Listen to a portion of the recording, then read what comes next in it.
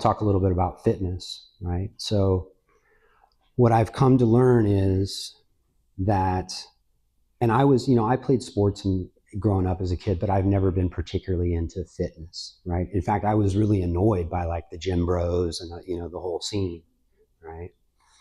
But I found and I read, and this again, this isn't my opinion, this isn't like my speculation. I just looked at the evidence about strength training and diet and exercise and was like, wow, I was overwhelmed, you know. And lo and behold, as I started to go to the gym and develop a strength training program and eat healthier, I started to feel better, like a lot better, like better thinking, better sleep, better energy. And again, this next part isn't to boast, it's just to demonstrate what's possible even at this age with an incurable disease like Parkinson's, right? Like, why should you listen to me about fitness, right?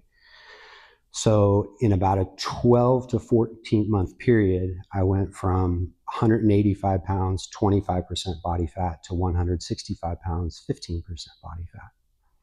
I went from being able to barely bench 95 pounds 5 times to 135 pounds 5 times.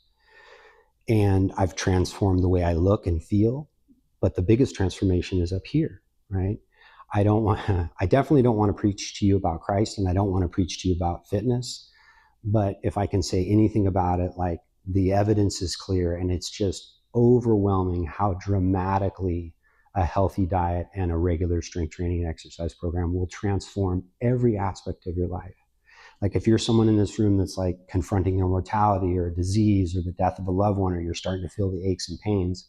I heard a doctor talk about this just the other night on one of the podcasts, and he was saying that strength training is literally the fountain of youth. It's the best anti-aging drug that we have.